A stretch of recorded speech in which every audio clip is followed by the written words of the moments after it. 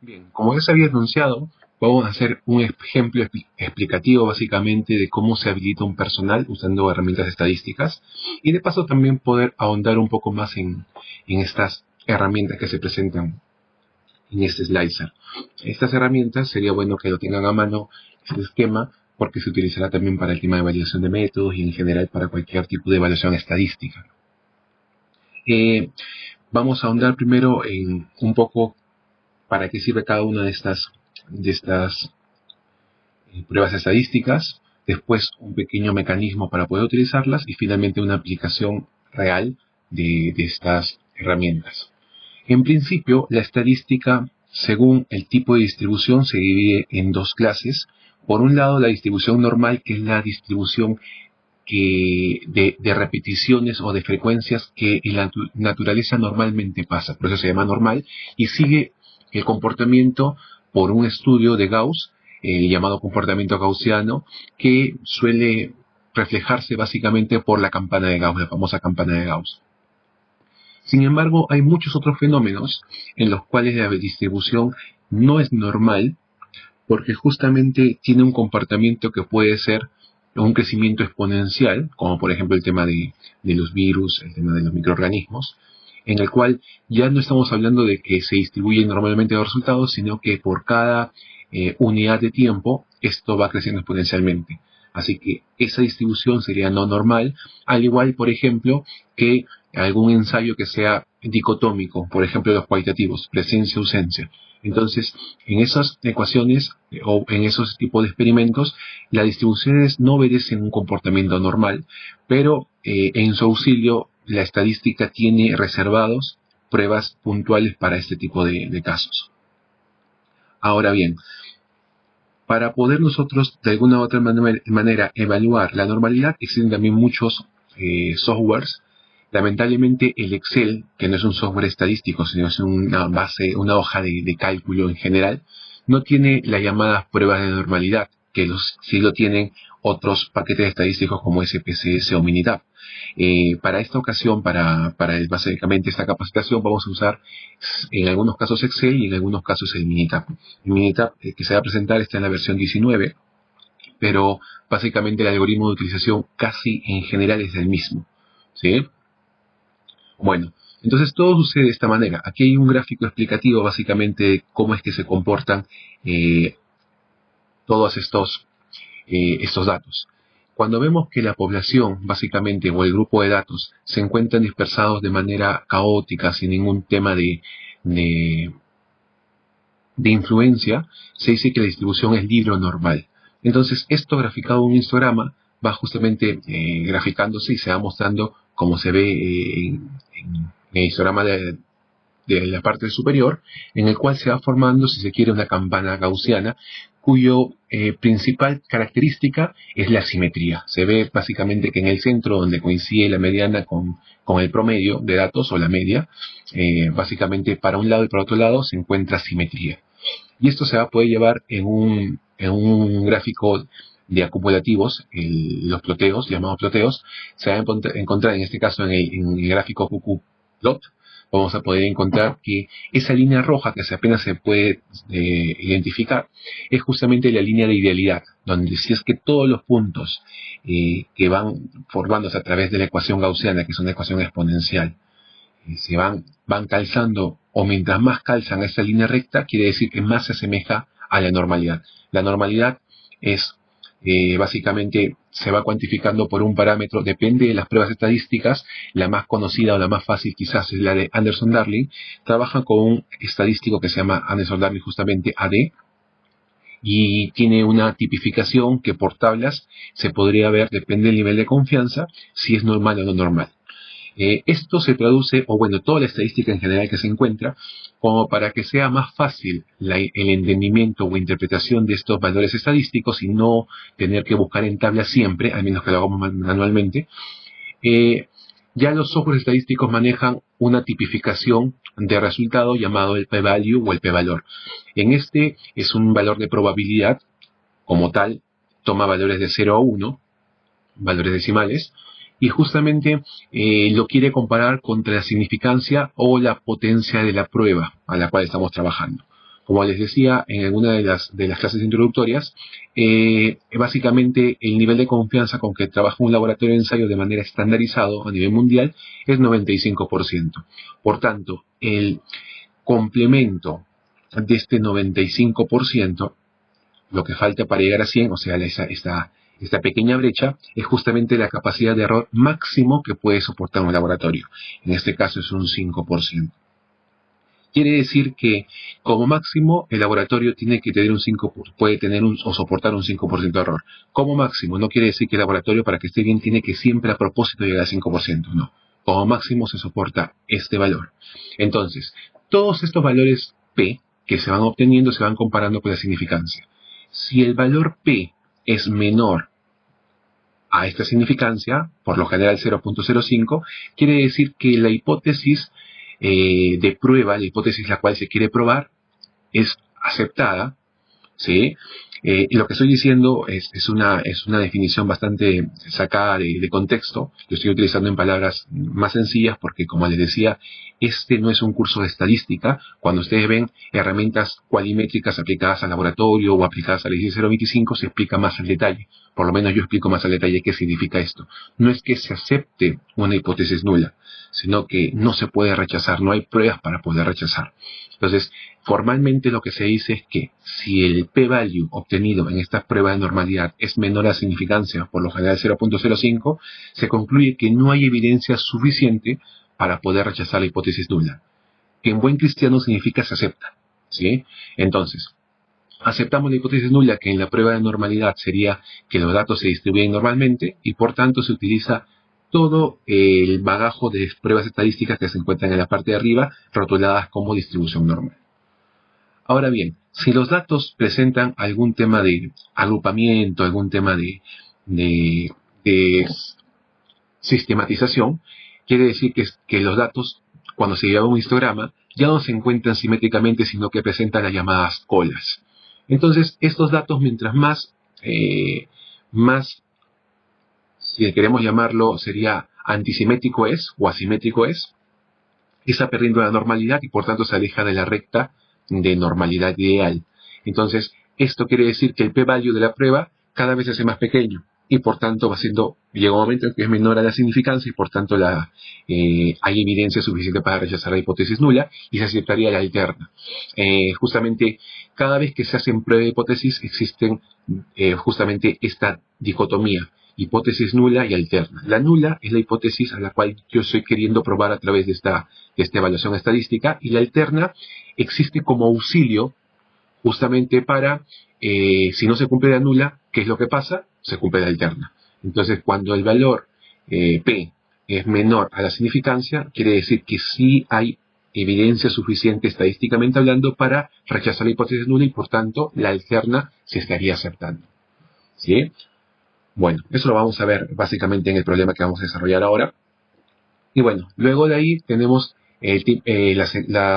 los test de evaluaciones estadísticas, y como les decía, básicamente existen test para poder perseguir la dispersión de datos y el valor central de los datos. Si queremos ver el tema de qué herramientas se usan para el tema de valor central, que puede ser promedio o mediana, dependiendo de la distribución, y la precisión de desviación estándar o una desviación estándar robusta, se tendrá que trabajar con test que dependen también del número de grupos de resultados. ¿Sí?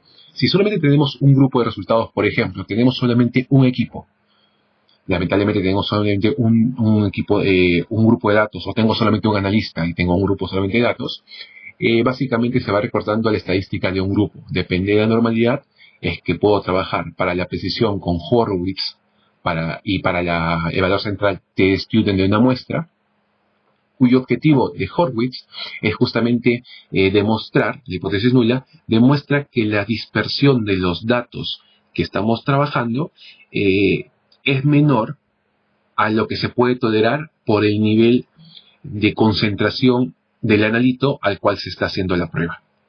Y el T de una muestra es un test de trazabilidad que justamente dice que no existe un sesgo significativo o una diferencia significativa entre el valor central, que para distribución normal es el promedio, versus el valor de referencia, ¿sí? El valor de referencia al cual estoy haciendo el ensayo. Muy similar a eso tenemos para las distribuciones no normales, que para la precisión para un grupo es Horwitz, y expliqué qué significa, y Wilcoxon lo que tiene que justamente, estas pruebas de Wilcoxon, McWhitney y Kruskal-Wallis son pruebas básicamente de contraste, de tachas, ¿sí? Son más cualitativas que otra cosa, pero son las llamadas estadísticas robustas, porque justamente no están sometidos a cómo se va perdiendo el tema de la consistencia del promedio. El promedio puede ser el parámetro central más conocido y más fácil de utilizar. Sin embargo, hay un problema con el promedio, que el promedio puede variar mucho por algún dato de cola, quiere decir extremos. Si estamos en extremos muy largos, el promedio puede moverse de un lado al otro. Quien permanece constante bajo cualquier presencia de sesgo o de algún valor extremo es la mediana que continúa inalterable. Por eso que las pruebas de distribución no normal son pruebas justamente con la mediana más que con el promedio. El promedio es tasa de valor justamente cuando se tiene algún valor atípico. Ahora bien, Wilcoxon tiene justamente que ver con que la mediana de este único grupo que estamos evaluando sea trazable o no tenga diferencia significativa con el valor de referencia que se está trabajando. Muy similar son las pruebas de 2 o de 3 a más grupos. Cuando tenemos distribución normal, la precisión se trabaja con la prueba del F de Fisher, en el cual lo que quiere ver es que dos grupos tienen el mismo nivel de varianza, si ustedes quieren, o puede diferenciarse o simplemente son uno mayor o uno menor. Como les decía, no voy a entrar mucho en detalle el fino de la estadística, para eso tendríamos que revisar las referencias bibliográficas, que hay muchos libros en internet. Por ejemplo, el Miller y Miller es un libro en internet que se encuentra libre, que ustedes pueden descargar por Google, no hay ningún problema. O bueno, buscar en YouTube, o de repente a buscar asesoramiento para las pruebas estadísticas. Bueno, entonces, y para el valor central, quiero poder ver si los dos promedios, porque son dos grupos, los promedios de los dos resultados difieren o no significativamente. Trabajo con el test de dos muestras. Y sus análogos no paramétricos tenemos a Levin, que se va a utilizar tanto para la precisión de 2 a más grupos en general, que justamente lo que quiere ver es que la dispersión a través de cualquier valor cuantitativo de la dispersión, porque la dispersión como desviación estándar, que es el valor más conocido, también pierde de valor cuando estamos trabajando con datos que son de distribución no normal, porque justamente dentro de la matemática de la desviación estándar, la desviación estándar se define como la raíz cuadrada de la suma de la diferencia de cada valorcito menos el promedio sobre el grado de libertad que se está trabajando. Y si ustedes pueden repetir el tema de la definición matemática, habla de la diferencia de cada valor menos el promedio. Y ya dijimos que para la distribución no normal el promedio pierde valor. Entonces estaría perdiendo valor también esa diferencia y por tanto la definición de desviación estándar.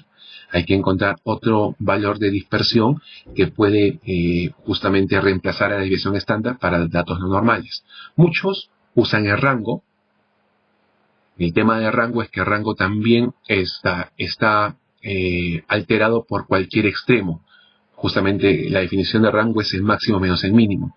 Si el máximo o el mínimo es un extremo, es una cola que justamente está haciendo la no normalidad, va a ser un rango muy alto y básicamente pierde valor. Otros trabajan con el rango intercuartílico, donde justamente trabaja con el cuartil de 25% o cuartil 1 y el cuartil 3 que es 75%. Entonces, la diferencia del cuartil 3 y el cuartil 1 le llaman justamente a este valor de dispersión de datos no normales. Y hay una tesis que justamente determina lo que se le llama la desviación estándar robusta, el S sub Z, que justamente operativamente tiene básicamente obedece al comportamiento de lo que se le llama el tema de la función del MADE. La MADE, M-A-D-E, justamente significa mediana del absoluto de las diferencias, de cada valor menos la mediana de los resultados. Y justamente ahí viene la cuestión, ¿trabajamos con medianas o trabajamos con promedios? Entonces, eso sería un valor cuantitativo quizás que mejor represente los datos de distribución no normal. Y para el valor central, Mann-Whitney justamente va a ser lo mismo, que no haya diferencias significativas entre la mediana de cada uno de los dos grupos que se están evaluando. Y bueno, y las estadísticas de 3 a más grupos, esto básicamente es la extensión de las explicaciones de los dos primeros casos, en el cual Bartlett va a querer ver que cada uno de los grupos no tenga diferencia significativa en cuanto a su dispersión de resultados, que sería la varianza. Y el ANOVA lo que quiere ver es que el promedio de cada uno de los grupos tampoco tenga diferencias significativas. Y cuando vemos el tema en la distribución no normal, Levin y Kruskal-Wallis hacen lo mismo justamente que las distribuciones normales, pero para la desviación estándar robusta, si queremos, y para el tema de las medianas. Aquí hay un problema. Cuando tenemos un grupo, básicamente es el resultado comparado con el valor de referencia. ¿Está bien o está mal? En dos grupos podemos ver si son iguales o son distintos. Pero cuando tenemos la estadística de 3 a más grupos, lo que hace la prueba simplemente es decir, o todos no tienen diferencia significativa, ya sea en su dispersión o en su valor central, o, si se rechaza, por lo menos uno de los grupos que se está evaluando difiere del resto. El problema es que estas pruebas como tal, Bartlett, ANOVA, Levin y Kruskal-Wallis, no te dice quién es el que está mal, simplemente te dice que uno está mal. Entonces, una solución para eso es trabajar por pares. El grupo 1 con el grupo 2 se compara, el grupo 1 con el grupo 3 se compara, el grupo 2 con el grupo 3 se compara. Entonces, se van haciendo combinatorias de formas de combinación de pares, de parejas, y trabajamos con la estadística de los grupos hasta poder encontrar quiénes son los que difieren. Hay otras herramientas en auxilio, como por ejemplo el test de Takei, que justamente ayudan a poder identificar agrupamientos, o en general busquemos la estadística de los conglomerados o agrupaciones, que justamente por alguna afinidad, básicamente por distancias entre datos, la distancia de Markowitz y la distancia euclidiana, etcétera, etcétera, van pudiendo describir y van pudiendo agrupar según las afinidades de las características a monitorear su estadística, va agrupando y va diciendo quiénes son un clúster o un grupo de datos y quién es otro clúster o grupo de datos. Por eso se llama estadística de clúster, estadística de conglomerados, ¿sí? Entonces se puede ver justamente ahí. Bien. Entonces, eso es una explicación súper rápida de lo que son para qué sirven cada una de estas herramientas. Ahora bien, lo que sí sería muy importante, de alguna manera, ahora que estamos viendo el tema de habilitación de personal y todo esto, todo lo que demanda, sería muy importante que podamos ver de alguna u otra manera el tema de explicar cuál es el mecanismo o cuál es el método para utilizar estas herramientas. Solamente como un dato adicional, lo que les estoy diciendo de desviación estándar robusta, si ustedes quieren lo pongo acá. La desviación estándar robusta se calcularía como lo que se le llama 2.147 multiplicado por la función del MADE. Y el MADE no es otra cosa que esto de acá, es un valor K que lo puedo verificar. La desviación estándar robusta sería calculada de la siguiente manera. S sub z sería igual a 1.4826 multiplicado por el factor de MADE. Donde MADE es justamente es un acrónimo de lo que significa mediana del absoluto de las diferencias. Esto quiere decir que MADE, vamos a calcular acá, sería la mediana del absoluto, o del valor absoluto si quieren, de la diferencia de cada valorcito menos la mediana de esos grupos. Entonces, así es como se calcula el MADE, ¿sí? La mediana de la diferencia de los absolutos de diferencia, valor absoluto, ¿sí? Justamente, cada valorcito, primero se calcula la mediana de todo el grupo, a cada valor se le resta la mediana, si salen negativos o positivos no importa porque todo se vuelve valor absoluto, entonces sale un nuevo grupo que son de las diferencias absolutas, y luego se saca nuevamente la mediana. A eso se multiplica por 1.4826 y eso sería justamente el tema de la desviación estándar robusta, matemáticamente hablando. El otro es que podría calcularse a través, más que todo por el tema descriptivo. Ustedes saben que todos los datos y básicamente todos los datos, vamos a suponer que aquí datos numéricos, se van por la teoría de lo que es el gráfico de cajas y bigotes. Esta sería la caja, estos serían los bigotes. Justamente lo que dice es de que aquí existe el Q0 y el Q4, que justamente quiere decir que es 0 y 100%, los cuantiles 0 y 100%. Y aquí se va definiendo el Q1, que es el 25% de todo lo que es el rango de los datos. El Q2, que quiere decir básicamente la mediana de los datos. El Q3 sería la tapa de la caja y el Q4 es el que se encuentra acá. La diferencia entre el Q3 o Q1, o también llamado altura de la caja, se le llama RIC, rango intercuartílico. Ese puede ser también otro valor que puede ser utilizado para la desviación estándar de los datos no normales, ¿sí? El RIC o la desviación estándar robusta. Entonces ahí hay dos formas de poder calcular básicamente la desviación estándar. Lo que voy a hacer ahora es explicar justamente el mecanismo de cómo es que se obtiene o cómo se utilizan estos valores de acá. Lo que voy a hacer es básicamente escribir acá, van a disculpar la letra. Entonces vamos a poner acá el mecanismo de utilización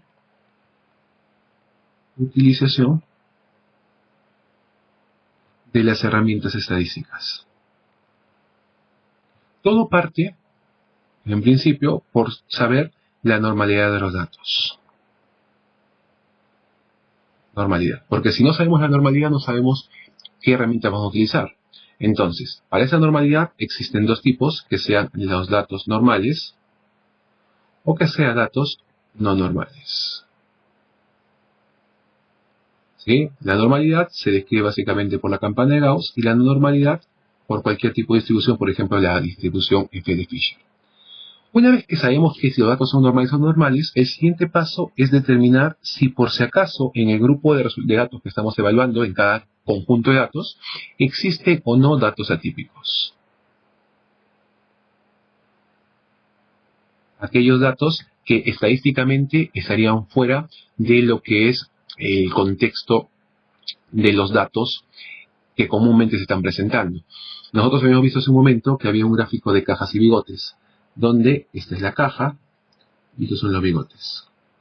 Habíamos dicho que aquí tenemos a Q0, a Q4, a Q1, Q2 y Q3. Y los datos, básicamente este es el RIC, rango intercuartílico, y habíamos dicho que justamente está aquí es donde cobran realce los bigotes, los extremos de este gráfico de caja. Si algún dato se encuentra fuera, para abajo o para arriba de los datos de los bigotes, del Q0 o el Q4, se dice que son atípicos. Eso es una manera cualitativa de determinar el tema de atípicos. Otros test, existen el test de groups, se puede revisar el test de groups, se puede verificar el test de Dixon, o el test de Z-score. El Z-score, tal como hacemos de los ensayos de aptitud interlaboratorios, donde tenemos que determinar que cada valor menos el valor de consenso sobre la dispersión de resultados, esa tipificación tiene que ser menor a 2, los datos no son atípicos, si es de 2 a 3, es un dato cuestionable en que es atípico o no, y si es mayor a 3, se vuelve, es un dato atípico, y cuando una vez que se detecta un dato atípico, debemos eliminar ese dato porque nos puede traer problemas al momento de tomar decisiones estadísticas. Elimino el dato. Eliminar dato. Si es que existe. No siempre existe y ojalá que no existan. Si se elimina el dato, tenemos un nuevo grupo. Antes eran 10, ahora son 9. Antes eran n, ahora es n-1. Nuevamente, lo que hay que hacer es volver a evaluar la normalidad, porque obviamente tengo un nuevo grupo y no sé cómo es la normalidad o no. Una vez que tengo la normalidad, nuevamente veo si hay un nuevo típico o no. Quizás hay un nuevo atípico y hay que eliminarlo y volver a hacer este tema iterativo hasta que no hayan atípicos y se reconozca correctamente la normalidad. ¿Cuántos atípicos puedo soportar? Depende. No hay una regla o una fórmula matemática que te diga, si tú tienes 4 datos o tienes el 50% de datos, ya tienes que eliminar el ensayo y tienes que volver a hacer de cero. No lo hay. Pero una buena práctica podría ser, eso lo pone cada organización, puede decir que como máximo soporta el 10, 15, 20% de los datos como atípicos. Si ya supera esta cota del 10%, por ejemplo, quiere decir que existe el último tipo de error que no se mencionó, que es el error craso. Sí, hay 3 tipos de errores básicamente en la experimentación. Los errores craso, los errores sistemáticos y aleatorios. El error craso es un error fatal que sucedió en el tema experimental y por tanto se tiene que rehacer todo. Entonces, si supera la cota que estamos definiendo, por ejemplo el 10%, tengo 10 resultados. Puedo soportar como máximo el 10%, quiere decir 1. Si ya tengo 2 datos, quiere decir que tengo que volver a hacer toda la experimentación porque estoy frente a un experimento con error craso. ¿Sí? No hay forma de salvarlo, tengo que volver a hacer toda la experimentación. Bueno, una vez que está la normalidad, ya se sabe y ya no hay atípicos, comenzamos con la parte estadística propiamente. Y suponiendo que tenemos varios grupos, lo que hacemos es primero la estadística de contraste intergrupos. ¿Ya? Estadística intergrupos. Ojo, esto es solamente si nosotros tenemos varios grupos. Si hay varios grupos. Si hay varios grupos, se tiene que aplicar esto que se encuentra acá. Entonces el paso, si quieren, 1, nuevamente, lo que hay que hacer es empezar a ver que hayan justamente dispersiones iguales, o sea, que no haya diferencias significativas en sus dispersiones. Entonces son las pruebas de homocedasticidad. Homocedasticidad. Las pruebas de homocedasticidad lo que quieren hacer es justamente que no existen diferencias, ojo, puede existir diferencias, pero significativas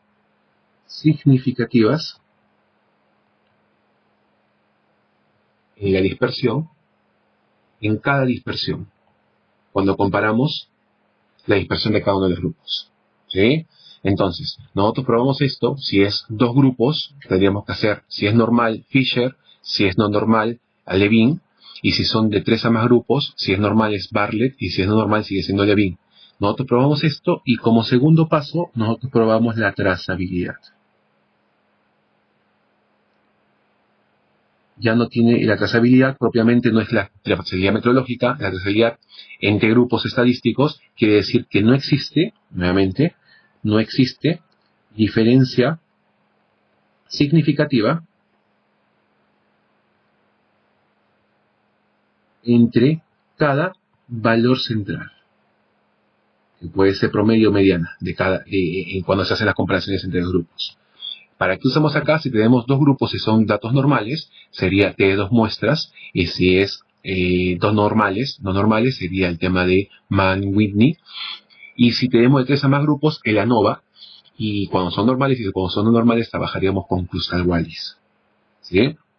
Bien, si nosotros demostramos que con cada, la estadística entre grupos se demostró homocedasticidad y trazabilidad, estamos concluyendo algo muy importante, que los datos son homogéneos. O sea, estadísticamente, cada uno de los grupos que ha sido evaluado, entre sí, no hay diferencia significativa, ni en su dispersión, ni en su valor central. Y recién acá se puede conglomerar. ¿Qué significa esto? Que se puede unir. Si tengo 4 grupos y cada grupo tiene 5 datos, lo que puedo hacer es transformar esos 4 grupos de 5 datos, los mezclo todos en un grupo de 20 datos. Si tengo 3 grupos de 10 datos cada uno, lo que estoy haciendo es que una vez que son homogéneos puedo llevar todo a un solo grupo que tiene justamente 3 por 10, 30 datos. Para recién hacer la estadística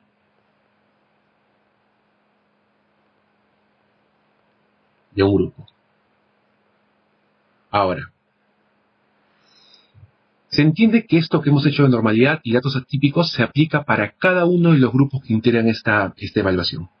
Ahora ya tengo solamente un grupo conglomerado. Es un nuevo grupo que contiene todos los datos. No tengo por qué suponer de que cada uno, como todos los grupos fueron normales y no había típicos, al momento de juntarlos siguen siendo normales. Y que tampoco había típicos. No se puede hacer eso. Tenemos que volver a ver normalidad.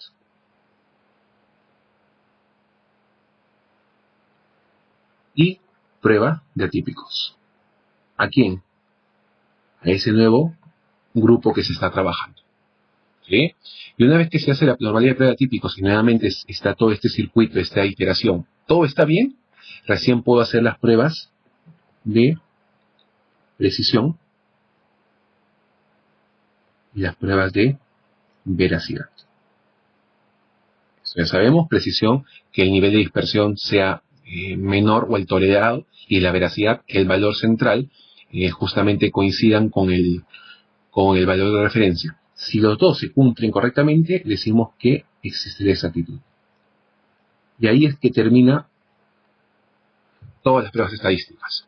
Esto, básicamente, este esquema les va a servir para cuando veamos lo que es validación de datos, porque la validación también busca demostrar que el método es exacto. Y justamente lo que se ha hecho ahora es demostrar exactitud. Y por lo general tenemos varios grupos, ya sea porque tenemos varios analistas, o ya sea porque tenemos varios equipos, o ya sea porque tengo varias unidades o varios laboratorios. Entonces, existe de alguna u otra manera grupos de datos que no los puedo yo juntar sin previamente haber demostrado que estos grupos son homogéneos. Ahí está el esquema de cómo demostrar que son homogéneos. Ahora, si tengo solamente un equipo, un analista, 1, 1, 1, entonces ya no tengo que hacer todo lo que es estadística intergrupo, sino de frente me voy a la estadística de un grupo y por tanto de frente pruebo precisión y veracidad. Nuevamente con esto, no se prueba precisión y veracidad y por tanto exactitud cuando se tienen varios grupos. No se prueba así. Se prueba en un solo grupo. Y para poder juntar todo en un solo grupo, primero hay que probar que los grupos que se quieren agrupar son homogéneos. Ese es el esquema justamente. Bueno, entonces ojalá esto les sirva como para poder tener un panorama un poco más claro de cómo se aplican estas herramientas. Y vamos a hacer un ejemplo numérico justamente para poder cerrar esta parte de acá. Para eso hay un Excel que se está compartiendo, que lo van a poder ver en el audio virtual, que justamente tiene que ver con lo siguiente. Tenemos un material de referencia certificado para un ensayo que estamos acreditando o queremos acreditar o queremos implementar en general, que es justamente de la determinación del porcentaje o composición de proteínas en carnes, ¿sí? Y para eso estamos usando un material de referencia certificado del INTI, que es un instituto argentino, en el cual certifican que el valor de proteínas es 16.5 más menos 0.3 como incertidumbre. ¿Qué es lo que se hace? Como el material de referencia es caro y se sigue el protocolo de utilización, quizás el material de referencia solamente se puede usar para 10 repeticiones y no más. Y a mí me interesa tener a 3 analistas habilitados. Entonces, como no me va a poder alcanzar para poder trabajar con todos, o de repente por último sí me alcanza, pero yo quiero poder optimizar mis recursos, yo digo, no van a utilizarme todos en material de referencia, solamente al analista principal, al analista que va a capacitar al resto de mayor experiencia, al que va a hacer el control básicamente de los ensayos, a él lo voy a habilitar de una manera directamente con material de referencia. Los otros 2 analistas, que son los suplentes de este analista principal, no van a ser habilitados utilizando material de referencia, sino voy a utilizar una muestra cuyo código se encuentra acá, que es el 4852-1365 del año 2019. Voy a utilizar esta muestra que me había dado básicamente estos porcentajes de proteínas, y lo que voy a hacer es que mi analista principal, previamente habilitado por el material de referencia, sea el que tenga los datos de referencia, y cada uno de los analistas me va a hacer justamente el contraste contra el analista principal. Y con esto nosotros estaríamos habilitando a los analistas 1 y 2, no por material de referencia, sino versus el analista principal. Y ustedes dirán, pero no estoy demostrando la competencia por trazabilidad al sistema internacional. Para eso uso justamente este valor INTI. Sí, pero lo que existe es justamente el tema de del conocimiento por transmisión. Ellos no están directamente acá, pero ellos están comparándose con el analista principal, que el analista principal sí estaba comparado versus un material de referencia certificado. Por tanto, la cadena de trazabilidad, como conocemos metodológicamente, existe. Que la trazabilidad es una cadena interrumpida que permite poder contrastar, ya sea un resultado o el conocimiento en este caso, respecto a una unidad que sea reconocida universalmente, y esto básicamente es el sistema internacional. Esto es un valor que nadie, como es un valor certificado, es un material de referencia certificado, nadie discute. Bueno, básicamente si él presenta que tiene la trazabilidad, supongamos al NIS, y que está acreditado con la 17034, entonces nadie discute que este valor es trazable hacia el sistema internacional. Entonces, si yo digo que este tiene justamente correcta exactitud respecto a este valor, ya estoy teniendo este enlace, esta cadena. Y estos de acá, al demostrar la homogeneidad con este analista, está demostrando también la cadena que lleva el eslabón del analista 1 y 2 al principal, y del principal a las proteínas, y de proteína, justamente el material de referencia certificado, este MRC, ya tendrá su cadena que el productor de material de referencia puede demostrar, para llegar finalmente a que el analista 1, 2 y obviamente el principal sean trazables al sistema internacional. Entonces, en buenas cuentas, lo que estoy haciendo acá es decir que yo, por un tema de ahorro de recursos, solamente voy a permitir que el material de referencia lo utilice un analista, y los otros analistas, todo el batallón que quiero habilitar, van a estar contrastándose con este analista que previamente se hizo sus ensayos en este material de referencia. Entonces, lo primero de todo va a ser justamente evidenciar la habilitación del analista principal. Yo, para evitar el tema de demoras por el Excel, lo voy a hacer en Minitab el cálculo. No hay ningún problema en que lo usen en Excel si ustedes utilizan las herramientas que se conocen, pero básicamente lo voy a utilizar en Excel. Habíamos dicho que el primer paso siempre, vamos a ponerle 1.1, siempre va a ser primero encontrar la normalidad.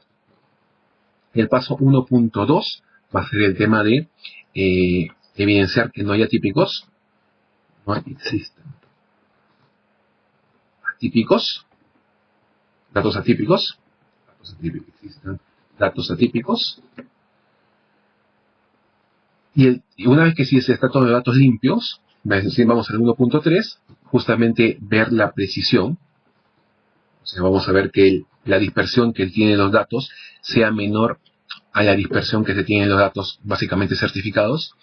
Y el 1.4 va a ser el tema justamente de poder ver la veracidad. La veracidad.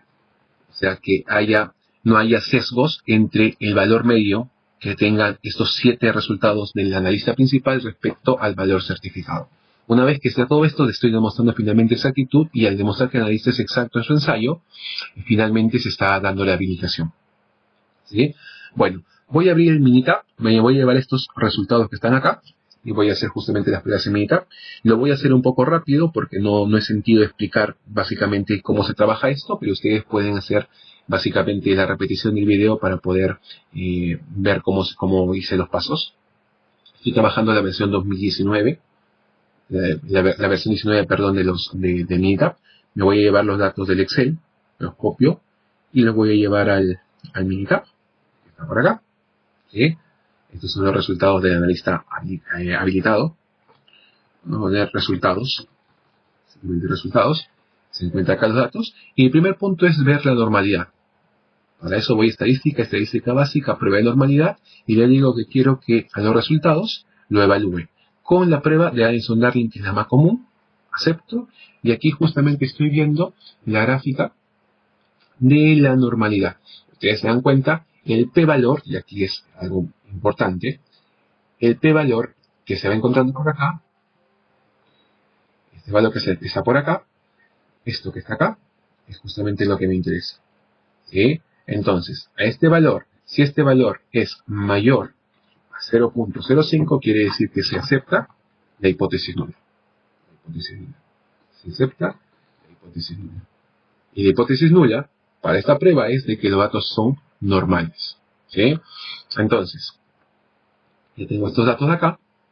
Lo que yo puedo estar haciendo es simplemente, si quieren, lo llevo por acá y decimos que la hipótesis nula de este ensayo justamente va a ser el tema de que los resultados del analista principal utilizando un material de referencia certificado son normales. Y si es que no se cumple, vamos a hacer la alterna, que sería que los resultados son no normales. No normales, vamos a poner aquí solamente no normales. Se entiende qué es lo que quiero probar y justamente el alfa o el nivel de confianza, si usted quiere el nivel de confianza de las pruebas va a ser el 95%. Por tanto, tengo un complemento del 5% que es mi error alfa. ¿Sí? Entonces, lo que yo hago es, voy al minicap, agarro la gráfica, ¿sí? Agarro esta gráfica de acá, digo que la voy a copiar y la voy a enviar al Excel. Y como tengo este gráfico que está acá, y si ustedes quieren pueden ser más chiquitos, esto me está diciendo que el p-valor, esto es igual a 0.445, que esto es mayor claramente a 0.05, que es la significancia, por tanto, no hay evidencia suficiente para rechazar la hipótesis nula. Por tanto, se está cumpliendo, ¿qué cosa? Se está demostrando no otra cosa que los datos son normales. Listo. Vamos con el punto número 2, que sería justamente el tema de que podamos demostrar o no que existen o no atípicos. Para eso, nuevamente en el minicap, voy al minicap, lo abro, y aquí existe una prueba estadística básica, prueba de valores atípicos. ¿Sí?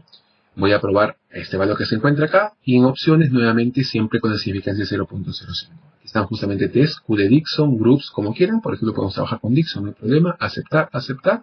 Y vamos a ver acá que justamente el p-valor, y es lo que más me interesa, el p-valor, nuevamente, voy a agrandarlo acá para que se pueda ver, este valor que se encuentra acá, que es básicamente el 0.232, este valor es mayor a 0.05. Por tanto, se acepta la hipótesis nula. ¿Y cuál es la hipótesis nula?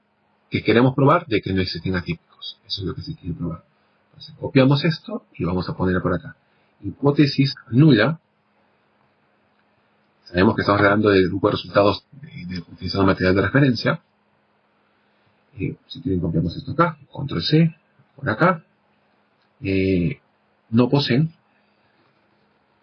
datos atípicos. Y la hipótesis alterna es que existe por lo menos un dato atípico. No sé cuántos, pero por lo menos es uno. Será uno de los extremos, el menor o el mayor. En la gráfica va a salir cuál es el extremo. ¿Sí? Entonces, vamos a ver, esta gráfica se encuentra acá. Por ejemplo, voy a poner acá un 1. Es un ejemplo. ¿Qué sucede con esto? Esta gráfica de acá, básicamente vamos a hacer el mismo ensayo, lo mismo que vuelvo a hacer. Acepto y vamos a dar cuenta que la gráfica presenta ese atípico. Así es como se demuestra un atípico. ¿Sí? Ese es el atípico. ¿Sí? Entonces, eso es lo que no se ve en la gráfica que teníamos por acá. Voy a borrar este dato para que no me pueda perjudicar mi estadística. Y bueno, así había hecho justamente esta gráfica para poder ver que no existían atípicos. Igualmente, muchos, como yo, preferimos no tanto la gráfica, sino trabajar con el valor P. El P-valor sería igual a 0.232, que claramente es mayor a 0.05. Y al poner que es mayor a 0.05, estoy diciendo que no hay evidencia suficiente para rechazar la hipótesis nula. Por tanto, no existen datos atípicos. ¿Sí? Vamos con el tercer punto, que es la precisión. Y aquí para la precisión, según lo que hemos visto en la tabla que les presenté, tendríamos que trabajar con Horwitz. Pero Horwitz se aplica si es que nosotros no tenemos un valor de precisión al cual tenemos que comparar. Solamente material de referencia o algunas calibraciones, etcétera, presentan incertidumbre. No todas presentan.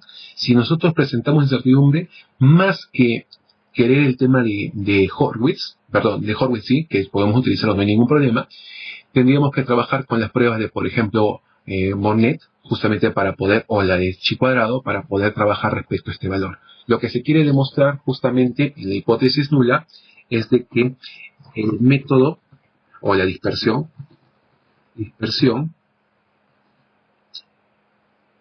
vamos a ver, es adecuada, eso quiere decir que es menor o igual a 0.3%, que es justamente lo que queremos comparar, que es este valor que se encuentra acá. Eso que estoy poniendo ahí, justamente es de acá, ¿sí? De ahí sale, no es de otro lado. Esto de acá sale de este valor, ¿sí? Entonces, la hipótesis alterna, sin embargo, sería que la dispersión es mayor a 0.3%. Nuevamente, el nivel de confianza, que acá no lo puse, me van a disculpar, el nivel de confianza siempre acompañamos con el nivel de confianza, 95%, y acá también trabajamos con el nivel de confianza del 95%. Ahora sí, vamos a hacer la prueba entonces de, como tenemos esta dispersión, vamos a Minitab y vamos a hacer estos pasos. Estadística básica, y aquí está uno que se llama una varianza. ¿Sí? Es para poder, es porque voy a trabajar con una varianza. Voy a seleccionar la columna acá y aquí dice con quién voy a realizar la prueba de hipótesis, justamente con el valor que quiero probar es 0.3. Y aquí en opciones, lo que quiero probar como alterna, ¿sí? Como alterna es justamente que la definición estándar a la cual voy a estar trabajando va a ser finalmente mayor a esta desviación estándar hipotética que es 0.3. 95% de confianza, acepto, y aquí justamente encuentro la prueba de Monnet, ¿sí? Si quiero puedo llevar básicamente todo esto de acá como gráfico, como imagen. Es la bondad que tiene el Minitab 19, que se encuentra todo por acá. Y lo que yo necesito llevarme como dato es el p-valor. El p-valor que se encuentra acá, básicamente, es el que está acá. Este p-valor, se va a estar un poquito más para acá. El p-valor es igual a 1. Obviamente que esto es mayor a 0.05, por tanto, no hay evidencia suficiente para rechazar la hipótesis nula. ¿Cuál es la hipótesis nula? Que está aquí, que la dispersión es aquí. Por tanto, se acepta la hipótesis nula. Se acepta la hipótesis nula. ¿Y esto qué quiere decir? Que la dispersión es adecuada. Existe precisión. ¿Sí? En buenas cuentas. Lo podemos ver también incluso acá, donde en esta prueba está diciendo justamente eso. La prueba es de que o es igual o menor, obviamente, o es mayor. Como estamos diciendo que es p-valor mayor a 0, quiere decir que se acepta la hipótesis nula, quiere decir que es igual o mayor a lo que decíamos acá, igual o menor. ¿Sí? Y por último, probamos la veracidad de los resultados. ¿Y cómo prueba la veracidad? Como es solamente, voy a ayudar un poquito con el gráfico, que me está haciendo un poco grande, me está tocando todo. Lo que yo puedo hacer acá es justamente probarlo con la TD-Student, donde, porque son normales, porque son datos normales, donde la hipótesis nula es que el promedio de los datos es igual estadísticamente hablando al valor de referencia, que sería 16.5. 16.5%. Y la hipótesis alterna sería justamente lo que se cumple cuando la hipótesis no se cumple, es que el promedio de los datos trabajados por el analista principal difieren de 6.5%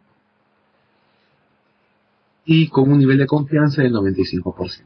Nuevamente el Minitab lo hace, ¿sí? Entonces abro el Minitab y acá le digo estadística básica T de una muestra. Los datos se encuentran en resultados y el valor hipotético a probar es que es 16.5.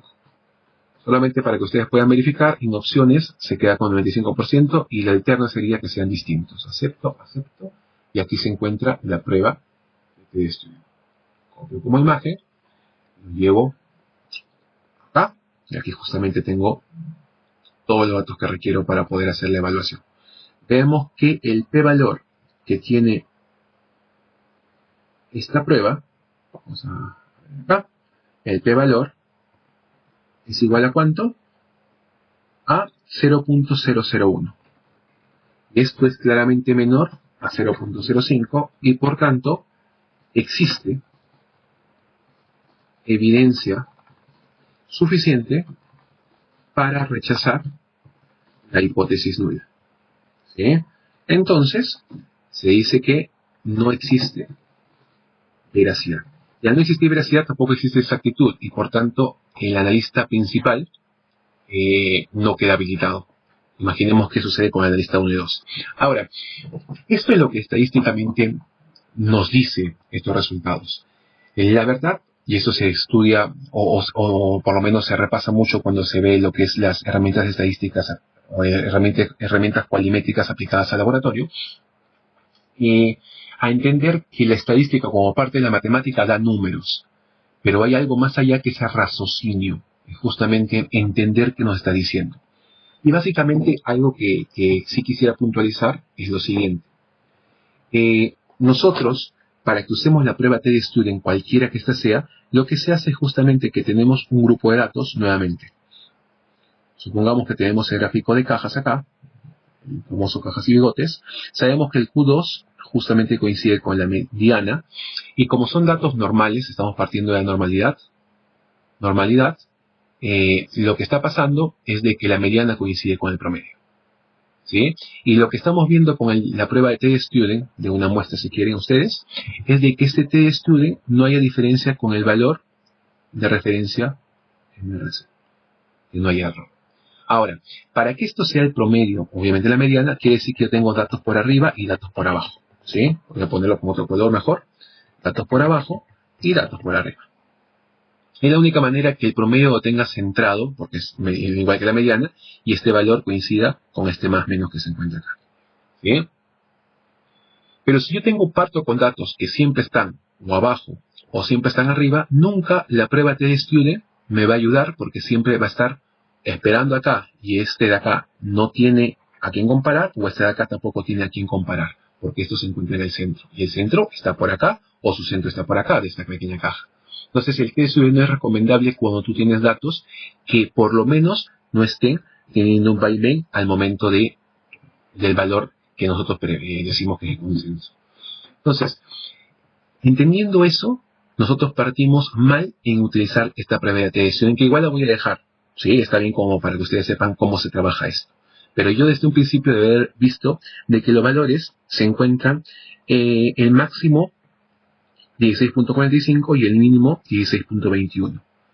Ninguno de estos resultados que están acá superan a este promedio, a este valor de referencia. Por tanto, TD-Student ya se veía cantadamente que no iba a utilizarse, no iba a salir bien. Entonces lo que podemos hacer es simplemente verificar que todos los resultados están metidos en este intervalo y por tanto hay una exactitud, o hay una veracidad o demostrable. Lo otro que podemos hacer es acompañar justamente con un gráfico de control. Recordemos estos valores que están acá, 16.5 más o menos 0.3. Nosotros podemos agarrar y en vez de trabajar con el TD-Student vamos a trabajar con una herramienta cualitativa que es justamente gráficos de control. ¿Sí? Vamos a trabajar gráficas de control de individuos donde la variable se encuentra justamente acá. Vamos a aceptar.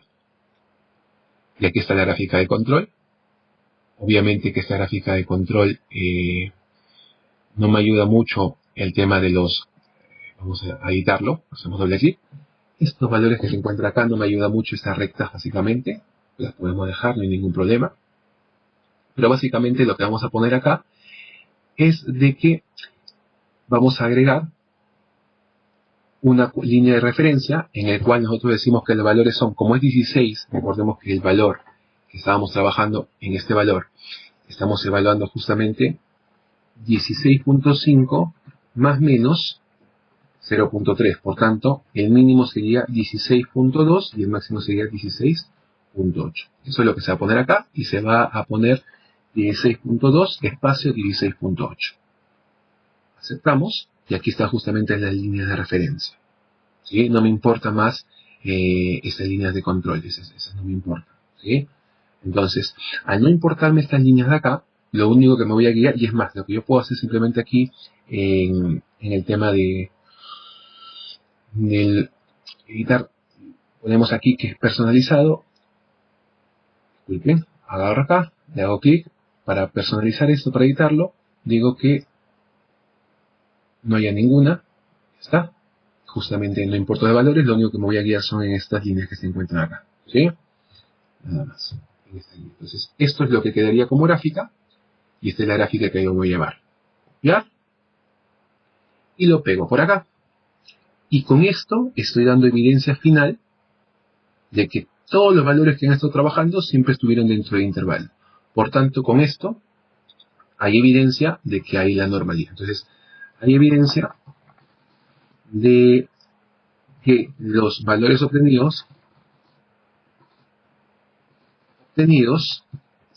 se encuentran dentro de los límites tolerables.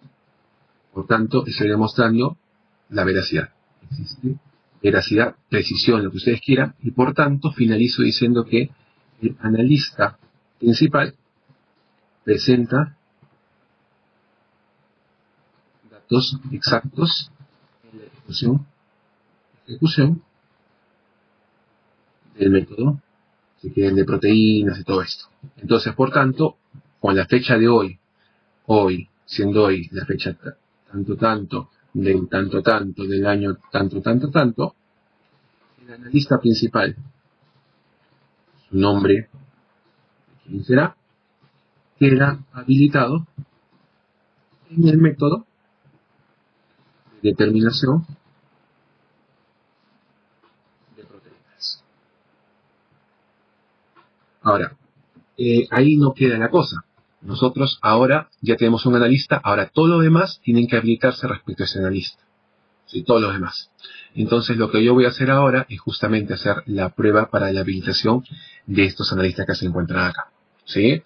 Entonces, yo lo que voy a hacer acá para no adelantar más la hoja, es que yo lo que voy a hacer es, voy a inmovilizar estos paneles que se encuentran acá, y lo que voy a hacer es ponerlo por este lado, de tal manera que continuamos por acá simplemente. ¿Sí? Entonces, ¿qué paso vamos a hacer para poder hacer esta habilitación usando esto que se encuentra acá? Lo primero que voy a hacer es normalidad de los grupos. Luego identificar que no existan atípicos. Tercero, voy a ver que sean homocedásticos. Y por último, que sean trazables. Con eso estoy concluyendo, como conclusión, que los datos son, o los grupos son homogéneos. Y por tanto, puedo juntarlos en un grupo. Pero no voy a continuar juntando con un grupo porque no me interesa, en una validación, cuando tengo 3 analistas, obviamente que me continúa haciendo un solo grupo y vuelvo a hacer los pasos que hice para ahora con un solo grupo, con todo esto y demostrar la veracidad y precisión. Pero en este caso no me interesa eso. Lo que me interesa a mí en estos momentos es justamente demostrar que si el analista principal ya está habilitado y todos los demás son parecidos a él, todos quedan habilitados. O sea, va a quedar acá, no voy a continuar así, juntándolos en un grupo. Bueno, vamos a comenzar entonces con la normalidad de los grupos. La hipótesis nula, ya sabemos que es cada grupo presenta distribución normal. La hipótesis alterna justamente sería que al menos un grupo, menos uno de los grupos, no presenta distribución, todo en el marco de nivel de confianza 95%. Entonces, vamos a ir a Minitab, vamos a llevar primero los resultados, incluyendo la lista principal que tiene otros datos, control C.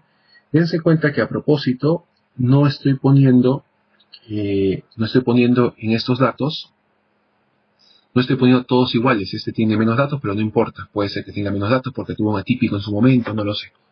¿Sí? Pero, o no alcanzó más la muestra, lo que sea. Básicamente puede ser que tengan o no tengan el mismo número de resultados. No pasa nada, la estadística igual funciona. Entonces, lo que voy a hacer es normalidad del grupo de acá, no, grupo de acá y el grupo de acá. Para hacer la normalidad de grupo, digamos múltiples, me voy a gráficas y voy a buscar lo que se llaman gráficos de probabilidad, donde voy a seleccionar, es lo que me permite seleccionar a varios grupos, en este caso a los 3, y para que me entreguen todos en una misma gráfica, en paneles separados. Acepto. Y aquí está justamente la prueba de normalidad. donde vemos que la primera, para el primer grupo, que es la lista principal, el p-valor es 0. Vamos a agrandar si quieren esto de acá. Aquí se encuentra esto, lo voy a poner en grande para que lo podamos ver mejor. Y aquí, entonces, lo que tenemos es lo siguiente. Este valor acá es mayor a 0.05, por tanto los datos son normales. Luego, este valor que se encuentra, estamos viendo ese de acá, este p-valor para la lista 1, ya vimos que la lista principal está por acá. Para la lista 1, también vemos que es mayor a 0.05, por tanto, los datos son normales. Y por último, vamos a ver que para la lista 2, se tiene que el p-valor 0.05, por tanto, los datos son normales. Los tres datos resultaron ser normales, ¿sí? Para no tener que escribir todo esto en el Excel, yo lo que voy a hacer buenamente es agarrar y copiar toda esta información que está por acá. Lo voy a copiar todo esto, esta gráfica, ¿sí? La voy a llevar, la copio y la pego por acá. ¿Listo? Entonces hemos visto básicamente que ninguna de estas o todos son normales. Cada grupo presenta distribución. Por tanto, vamos a trabajar con estadística paramétrica, quiere decir que trabajamos como son tres grupos, con Bartlett y con ANOVA, siempre y cuando no haya atípicos que tengan que regresar. Así que lo que voy a hacer es que no existan atípicos. Para eso, otra vez voy al Minitab, ¿sí? El Minitab nos ayudó bastante en realidad. Y entonces voy a ir a estadística, voy a ir a prueba de normalidad, y voy a seleccionar justamente, aquí solamente puedo hacer, prueba de normalidad no, estadística básica, prueba de valores atípicos, y aquí voy a seleccionar estos tres que se encuentran acá. ¿Sí? Las gráficas, gráfica de valores atípicos, bueno, básicamente los resultados todo está perfecto acá, almacenamiento también todo está acá, acepto y me van a salir lamentablemente tres gráficas. Pero aquí están las tres gráficas, y si ustedes quieren, lo que yo puedo hacer acá es simplemente tomarle una foto a todo esto, diciendo de que así me sirve de gráficas. ¿Hay otra forma de poder juntarlas? Sí, pero pueden revisar un curso, existen cursos de justamente manejo de Minitab, y justamente eso lo pueden juntar en uno solo, ¿sí? No hay ningún problema. Se enseña a hacer eso. Entonces, lo que vamos a hacer es llevar esto al Excel. Se encuentra por acá. Ahí está. Vamos a checar un poquito esto. Básicamente se puede observar, obviamente que omití poner las hipótesis, creo que salta a la vista la relevancia vemos que sabemos cuáles son las hipótesis, las puedo poner acá, hipótesis nula, ninguno de los grupos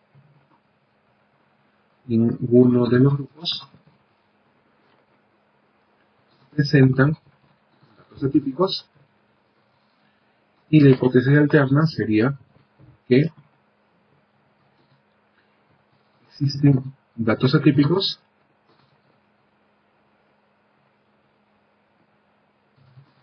por lo menos uno de los grupos. Entonces ahí ya vimos en cada uno de ellos, vimos que no hay, entonces simplemente seguimos avanzando con el tema de la homocedasticidad. ¿Sí?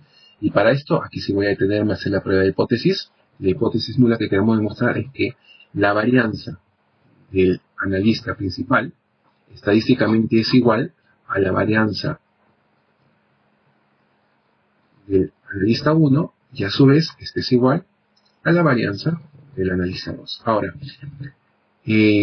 siempre las pruebas se hacen no respecto a la desviación estándar, porque es algo que se ve en el curso de incertidumbre de las mediciones, estimación de incertidumbres. La desviación estándar carece de una propiedad principal de todo lo que son los espacios vectoriales, que es el tema de linealidad. No se puede sumar directamente, por tanto, no se trabaja con desviación estándar. Quien tiene la propiedad de linealidad es la varianza, por tanto, siempre se lleva a varianza todos las pruebas de hipótesis. ¿Bien? De la hipótesis alterna, yo no sé, pero por lo menos uno de los grupos difiere significativamente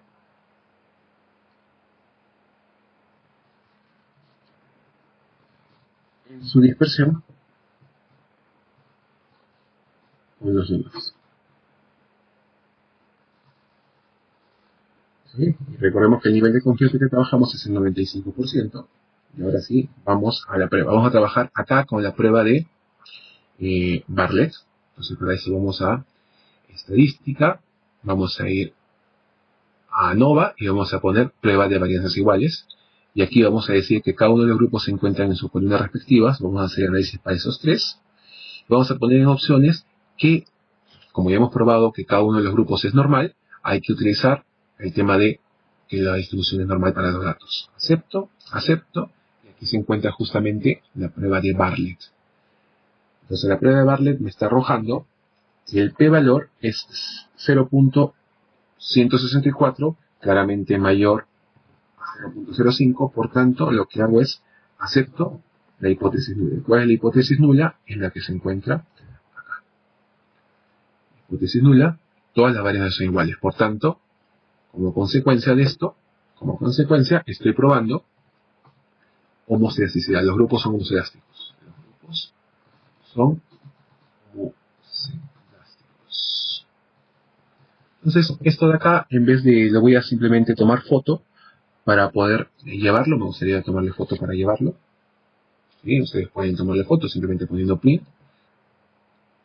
Nos vamos a ir al Excel y nos vamos a llevar esa imagen que se encuentra ahí. Agarro. Agarro por acá. Básicamente recorto lo que tengo que recortar. Recorto. Ahí está. Todo lo que no tengan que mostrarse se recorta. No hay ningún problema. O si no, llevan simplemente la gráfica. La gráfica y empiezan a copiar. Yo lo hice porque creo que el análisis estaba bastante visto directamente. Háganlo como mejor lo manejen. Ahí está. Lo que queda acá. Y listo. Entonces, esto lo checamos. Ya probamos que los grupos son monocelásticos. Ya queda claro que los grupos son monocelásticos. Y por último, el último de los casos, es el tema de trazabilidad. Y como estamos hablando de trazabilidad, lo que nosotros ponemos acá es básicamente la hipótesis nula, que el promedio del analista principal es estadísticamente igual al promedio del analista 1, y esto básicamente es igual al promedio del analista 2. Y en la alterna, por lo menos uno de los grupos difiere significativamente en su promedio del resto de los grupos. Realmente la potencia es el 95% de confianza. Entonces, esto vamos a hacerlo en Minitab, que es la última prueba que se va a hacer. Abrimos el Minitab. Vamos a poner aquí estadística, ANOVA de un solo factor, porque es lo que corresponde. Cada uno se encuentra en sus columnas, del 1 al 3. Y ahora, lo que voy a hacer es también sumarle un test que se llama el test de Takei, que justamente nos va a poder hacer el tema del análisis de conglomerados o de clústeres, ¿sí? Que va agrupando. En comparaciones voy a poner a Takei, solamente para que aumente una información más. Lo primero que vemos que aquí está todo el tema de ANOVA, aquí está con todo de gráficos, todo esto. Y aquí vemos básicamente toda la parte formal de la prueba, donde vemos la hipótesis nula y alterna. Y lo que quiero ver es justamente el p-valor. Aquí se encuentra el p-valor, ¿sí? Este es el p-valor. Y el p-valor nos está diciendo que es menor a 0.05. Por tanto, se rechaza la hipótesis nula. Se rechaza. Quiere decir que por lo menos uno de los grupos está mal. No nos dice quién es el grupo que está mal. Aunque por lo menos intuitivamente el tema grafical podemos dar cuenta que justamente este de acá, que es el analista principal con el analista 1, hay que tener mucho cuidado para poder interpretar esto, porque estos parecerían igual, pero este y este también.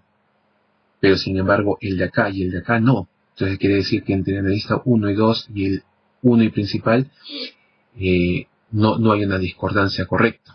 Entonces, obviamente que el analista 1 y 2 se parecen, pero el analista 1 y el analista principal se parecen. Lo que no se parecen es el analista principal y el analista 2. Y como estamos haciendo la trazabilidad y el analista 2 no se parece al analista principal, lamentablemente el analista 2 no se puede habilitar porque está mostrando que no es homogéneo al analista principal. El test de Takei, que es el que está justamente acá, es el que va a ayudar a eso. Y aquí está justamente con los grupos o agrupación o conglomerados. El analista principal, no perdamos el foco del analista principal. El analista principal es justamente el que va a mostrar la dilimencia. ¿Sí? Entonces, el analista principal con el analista 1 se parecen y el analista principal con el analista 2 también se parecen. Entonces, al parecer, no habría ninguna discordancia entre ellos, cada uno se parecen. Sin embargo, cuando vamos a ver justamente el tema de los promedios de los resultados se encuentran por acá. Uno se encuentra hacia arriba y uno se encuentra hacia abajo. Esto es muy importante porque al parecer nosotros pudimos haber dicho de que con esto el analista 2 no se encontraba habilitado, pero este es el que me va a dar justamente el corazón entre ellos. El analista 1 y el analista 2 lamentablemente no se encuentran en el mismo grupo. Si estuviese pasando bien, esto quiere decir el p-valor mayor a 0.05, diríamos que eso sería grupo A y grupo A. Pero aquí se están formando dos grupos. El analista 1 y el analista principal, y el analista principal y el analista 2. Como cada uno de ellos se parece al analista principal, quiere decir que está habiendo homogeneidad entre ellos, pero no en todo el conjunto. Uno tiene un sesgo hacia abajo y uno tiene un sesgo hacia arriba. ¿Dónde puedo ver eso? Acá. Porque el promedio de uno de ellos está muy arriba, el analista 1 presenta muy arriba y el analista 2 presenta muy abajo. Aquí se encuentra justamente esto. El analista principal está acá, el analista 1 presenta muy hacia arriba y el analista 2 muy hacia abajo. Lo que se tendría que hacer es que se habilita a los dos analistas, pero teniendo un monitoreo bastante peculiar de que el analista 2 o aumente, o el analista 1 aumente en realidad sus resultados y el analista 2 disminuye un poco sus resultados. ¿Sí? Porque él está teniendo mayor recuperación que podría dar, porque conocemos el método de proteínas, pero quien no se podría dar es que aquí hay una pérdida definitivamente. Entonces el analista 2 tendría que tener, o se busca que sea una recapacitación si ustedes quieren, o se monitorea en el tiempo al analista 2. Esa sería justamente la habilitación. Lo que se está haciendo ahora es la llamada habilitación con restricciones o la habilitación con observaciones. Pongo esto de acá y con esto demuestro que cada uno de los analistas 1 y 2, el 1 y el 2, se encuentran trazado hacia el principal.